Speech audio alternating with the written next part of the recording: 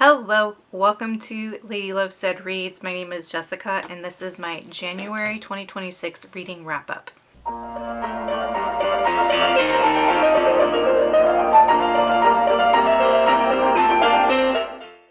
A couple things to know before going into my wrap-up. I film my wrap-ups in multiple filming sessions, so you will see changes in lighting, outfit, and angles. Sorry if that's annoying. It's the only way I can get these done. I rate books on a 5-star scale. 1 star is problematic. 5-star is like super awesome, new favorite. Anything that is a 3-star or higher, I recommend. My office is a mess. I know that stuff over there is stuff I need to shred. So ignore it. January stats. I'm not tracking a ton of stats this year, but there are a couple different things. There are a couple different things that I'm interested in tracking. One of them is how much I read from my own bookshelf and kind of keeping a track of my inventory. My mother last year gave me a bunch of new books, new to me books, and I'm going to read a majority of them. I use an app to track my library. What's it called? Where's my phone? Yeah, the app is called My Library. And I use it to track what I own on my bookshelves and of that, what I've actually read. And I did not input all those new books into my app. So the way that I track it on the app is the only way that I know how many books I have. So it is not correct.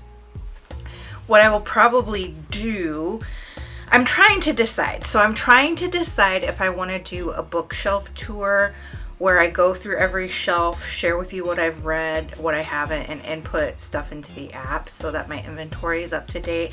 I do want to declutter it. There's some stuff that I want to unhaul. There's some like trinkets and stuff on the bookshelves that I want to unhaul or put elsewhere.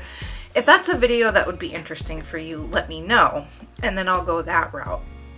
The other route that I was thinking of is just as I read these books that aren't in the app, input them into the app if I decide to keep them, if that makes sense. But if I do that, I won't have an up-to-date actual count of how many books I have, will be the issue.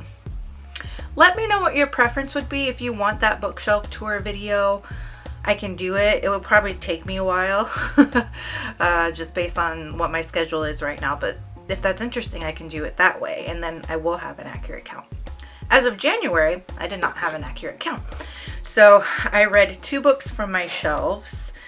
At the start of the month, I had 633 books accounted for in the app that I own on my shelf. And one of them was this one, Madwoman, which I read. And then the other one was this book on bread recipes. It's a cookbook. And I read that and input it into the app, so I had 634 books at the end of the month of January and a total of 281 read at the end of January. So my percentage is 44.3% of the books I own I have read. I would love to get to a percentage of like 75%. I don't ever want it to be 100 because then I have nothing to look forward to. But I think 75% is a sweet spot for me in terms of books owned versus books owned and read. Hopefully that's making sense to you. I am going to unhaul the bread book. In fact, I already have given it to my library. So at the start of February, I will be down to 633 books with, well, it already is that on my app. So let me just pull it up and show you the percentage having removed that book. I'm not going to wait until the end of the year to like remove all the unhauls and do the percentages. I'm just going to go month by month because why not? It's my life. It's not serious. I'll do what I want. Basically. Okay, so actually I'm off. So it would have been 635 books that I had. And then I took out, let me just make sure that bread recipe book is out of the app and I have unhauled it from my tracker. Yes, I did. So yes, so I had 635 in January, not 634. I ended the month with 634 because I'm unhauling the bread recipe book. So starting February with 634 books tracked on my bookshelf as a firm number, with more that are untracked.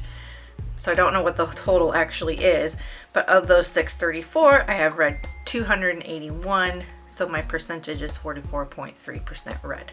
Long-winded, roundabout, topsy-turvy explanation. I apologize. But I'm kind of thinking it through as I'm talking to you here about how I want to do it. So another thing I like to track is how much I read from KU, because I want to make sure that I am paying for a service that I actually use.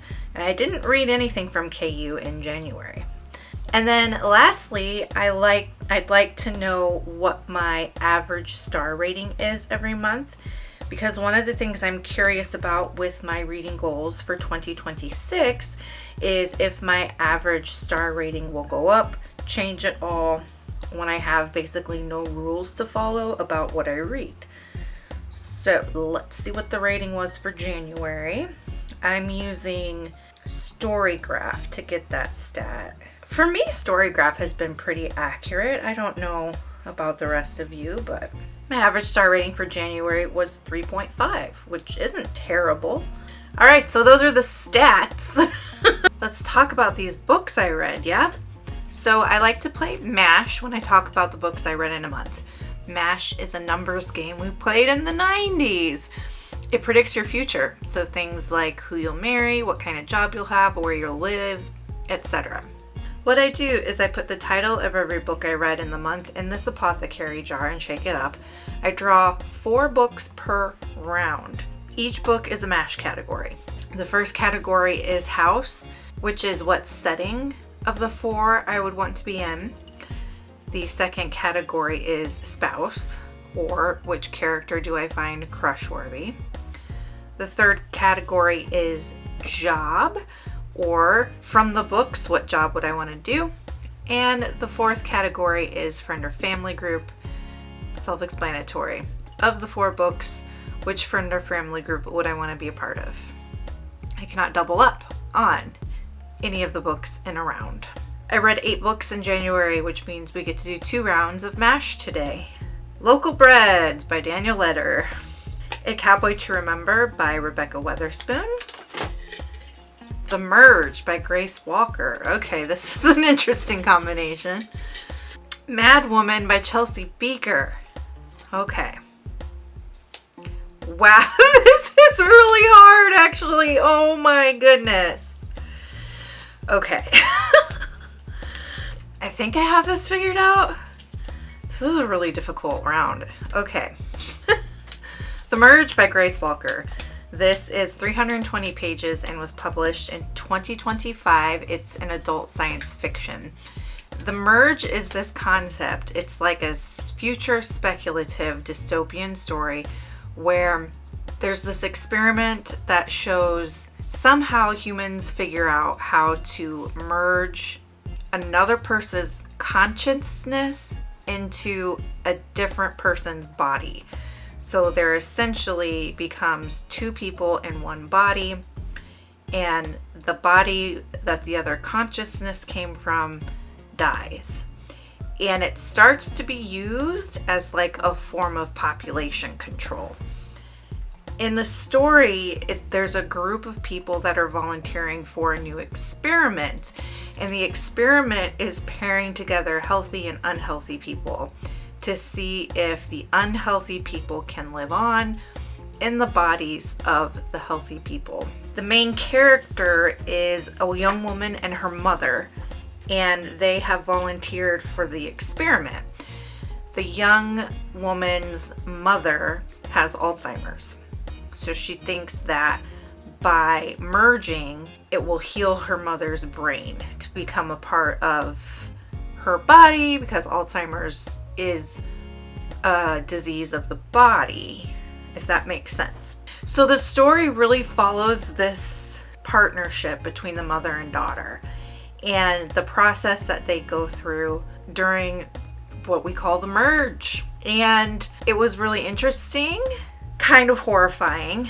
I feel like it was also a bit of a missed opportunity This doesn't really take a macro look at the concept so much as a micro look. So what I mean by that is it doesn't really get too far into what happens in the world when this technology or this science is developed. Like what happens to justice systems, what happens to insurance policies, what happens to all these other systems we have in the world. It doesn't really get into how this technology would play into things like systemic injustice, racial disparities, so on and so forth. It just doesn't go there. It instead takes a very micro view in that it explores just this one partnership's experience with the new technology. And they're white. So I do think it's a missed opportunity. I think this is an idea that asks to be explored at a macro level, and the author chose to do it at a micro level. I gave it 3.5 stars. Would you like this book? You would like this book if you like dystopian sci-fi stories. You would like this book if you like character-driven stories as well. For MASH, I picked Job. There really isn't anything that I would want to do or be in this story. I don't want this story to exist. I don't want this science to exist. Not that I don't want the book to exist. I don't want the science to actually exist, is what I mean. So Job is the only thing that I could think of doing. There's a couple like reporters in there. There's a couple journalists in the story. I guess I could do that job if I had to be in the story. I don't want to be in the story. Local Breads by Daniel Letter. This was 355 pages, was published in 2007. It's a cookbook focusing specifically on artisan bread recipes.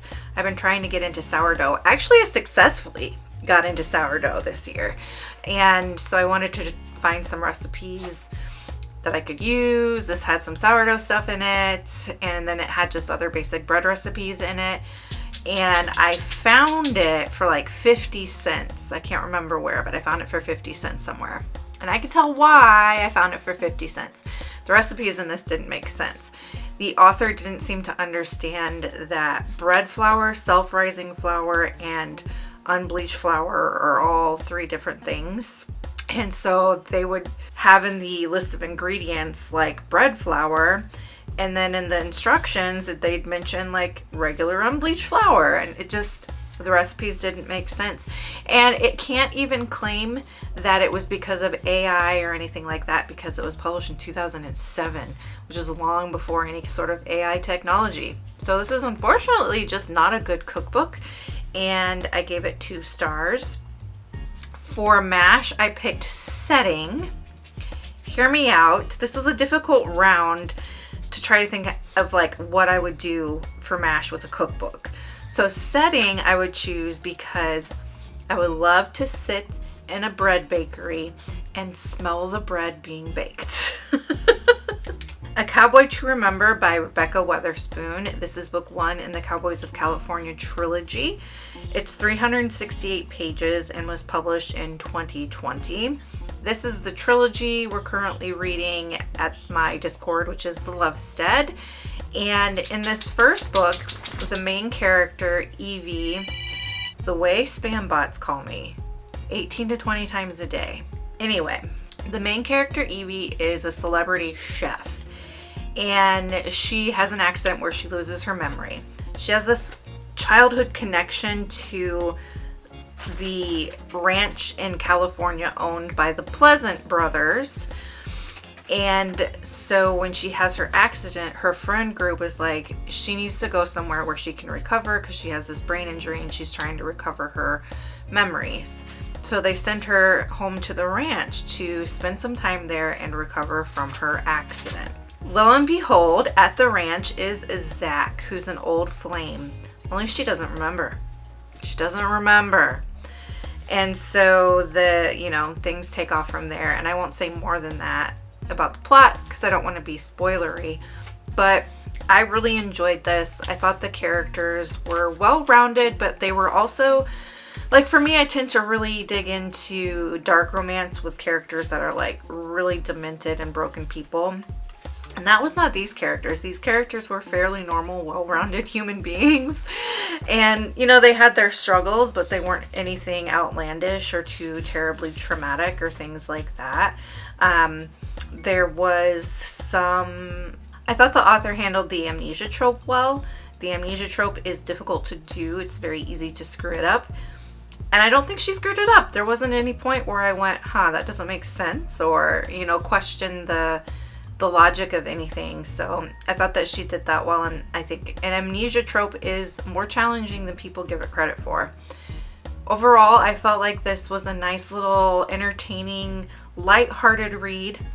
I gave it 3 stars. Would you like a cowboy to remember?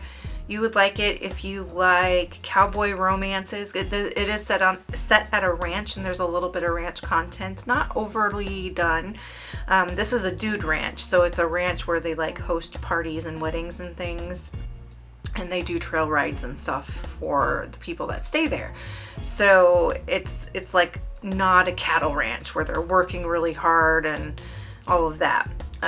But there's a little bit of ranch content. There's a little bit of horse content in there. If you like lighthearted romances, if you like romances that are a bit of a rom-com, you would like this.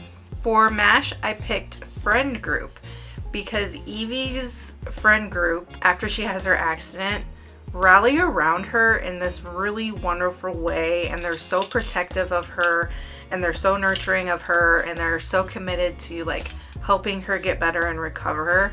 Like, that's a friend group everybody needs. Madwoman by Chelsea Bieker. This is 326 pages and was published in 2025. This is pitched as a literary thriller, but I would say this sits firmly just in literary fiction. It's not so much a thriller. The main character is Clove, and Clove grew up in a family full of domestic violence. She's an only child, and her father abused her mother, and her mother kills her father in self-defense. And when that happens, Clove goes on the run and changes her identity. And she's formed this new life. And she has lied to her husband about her past. She doesn't want her husband to pity her or like be overly sympathetic about her situation or think he can take advantage of her because she's vulnerable. So she tells her husband that her parents died in a car accident and that she actually had a really lovely childhood. And her whole life is then sort of built on that lie. One summer, Clove's mother starts to send her letters from prison. And the letters are asking her to come testify because they're going to give her a retrial. And so now Clove has to decide, does she tell her husband the truth about her past and potentially ruin the life that she's built for herself that feels safe and good? Or does she go back and, speak in defense of her mother? There's a whole lot more that's involved in this. But this book was so good. It was so good. So well written. These characters will stay with me forever. There is a twist at the end that I did not see coming at all, but I guess other people did because other people read it thinking it was a thriller. I started reading it thinking it was a thriller, and then the writing captured me so much that I just stopped thinking it was a thriller, stopped trying to even figure it out. I just went along for the ride, and I just drank in every sentence and really just absorbed this story. Every sentence is there with a purpose. There's layers of meaning. There are symbols upon symbols. It's just so well done. So well done. This was my buddy read pick for the month of January. And if you have not read it and you're inclined to enjoy this type of story, I'd really encourage you to read it and then pop in the Discord because I want to talk to more people about this book. So I'd want to know your thoughts and everything. I gave it 5 stars. For MASH, I picked romantic partner, but I can't tell you who because I feel like it would be spoilery. Actually, I know it would be spoilery. But yeah, that's what I'd pick. Let's do the last round. The Body in the Library by Agatha Christie. Howl's Moving Castle by Diana Wynne Jones. Carrie by Stephen King. Deadstream by Mar Romasco-Moore. Deadstream by Mar Romasco-Moore. It's 320 pages and was published in 2025. It is young adult horror. It's about this live streamer, and one day behind him, this like dark shadow figure shows up, and then he ends up in this weird coma kind of thing. And a lot of horrifying stuff happens from there.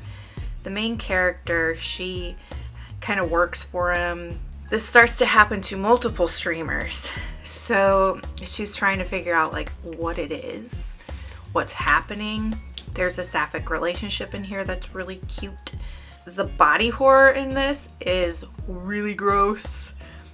I thought this was a wonderful YA horror. I gave it 3.5 stars. For MASH, I picked Romantic Partner because, again, that sapphic relationship is just so cute. Would you like Deadstream? You would like Deadstream if you like stories that involve like tech. You would like Deadstream if you like YA horror. You would like Deadstream if you liked, oh, what's it called? Crap on a Cracker. Let me look it up. Dead Flip by Sarah Farizan. So if you like Dead Flip by Sarah Farizan, you might like Deadstream by Mar Romasco-Moore. Carrie by Stephen King. This is an adult horror, kind of a classic horror at this point. It's 272 pages and was published in 1974. This is about Carrie, a teenage girl who is bullied. She has telekinetic powers and she goes on a killing rampage. I feel like most people know what Carrie is about, or they've seen like images of Carrie, like at the prom and that kind of thing. There are several Carrie retellings. I love this, actually. I think it's one of my new favorite Stephen King stories, right up there with Pet Sematary. Carrie is abused by her religious zealot of a mother. She goes through hell, and I kind of rooted for her at the end. Would you like Carrie? You would like Carrie if you like character-driven horror. You would like Carrie if you like a good old-fashioned slasher. You would like Carrie if you like books about women's rage. You would like Carrie if you like books where it's like you're rooting for women's wrongs as well as women's rights. I gave it 4 stars. For MASH, I picked Job. I would be a teacher that did not chaperone the prom. The Body in the Library by Agatha Christie. This is book 2 in the Miss Marple series. It's 191 pages long and was published in 1942. In this story, a young dancer is murdered. And of course, Miss Marple's called in to help solve the case. I really enjoyed this. Something about the character work in this really stuck with me, and you could just really feel the relationships that were happening in this story. The mystery itself was good too. I didn't try to figure it out. I just kind of went along for the ride, and it was a fun mystery to enjoy and experience with Miss Marple. I like Miss Marple as a character. I feel like a lot of people prefer Poirot over Miss Marple, but I feel like Miss Marple is just lovely and doesn't get enough credit. So go Miss Marple. Would you like The Body in the Library? I think you would like The Body in the Library if you like Agatha Christie. If you would like a quieter Agatha Christie that's a little bit more introspective and relationship and character driven, you would probably like this one. I've only read one other full-length Miss Marple, which was Murder at the Vicarage. And then I read the collection of short stories called like Tuesday Murder Club, I think. So I'm not super well versed in Agatha Christie. That's all I've read of Agatha Christie. I'm not someone who's an Agatha Christie expert. But of the 3 I've read, I feel like this is my favorite. I gave it 4 stars. For MASH, I picked Friend Group because I would love to be friends with Miss Marple. Howl's Moving Castle by Diana Wynne Jones. This is book 1 in the series called Howl's Moving Castle.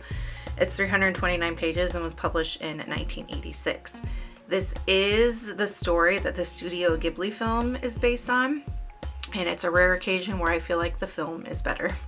So in this story, we have Sophie, and Sophie is a witch, and her family doesn't know it, but she's got to like find a job for all these different reasons, and she ends up getting an apprenticeship with Howl in Howl's Moving Castle, which is like a castle on legs.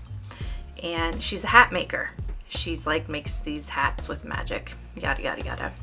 So she becomes friends with everybody in the castle, like the fire, Howl's other apprentice, and I mean, it's pretty on par with the plot and everything of the film, but I was so bored. I was so bored. I thought it was so boring. And I feel like the film is able to tell this story way better than Diana Wynne Jones did. I will not be continuing the series. I gave it 3 stars. And for MASH, I picked setting because I would love to be in Howl's moving castle, like this magical little castle on legs. It reminds me a lot of Baba Yaga and her house with chicken legs, and I'm obsessed with Baba Yaga and Baba Yaga stories. Just something about the writing in this was so dry and slow and boring for me. I just didn't enjoy my time reading it. I'd much rather just watch the film. All right, that's January. That's what I read in January, and what I rated them, and what I thought about them. Have you read any of these books? What were your thoughts? Share them in the comments down below. What was your favorite book from January? My favorite book from January was hands down Madwoman by Chelsea Bieker. So for the emoji, if you just want to let me know that you're here, go ahead and leave me any kind of emoji that reminds you of Hawaii, whether it's like a beach wave or a palm tree or a flower, any emoji that reminds you of Hawaii. And until next time, make sure that you continue to read good books, drink good coffee, take care of yourselves and each other. Bye.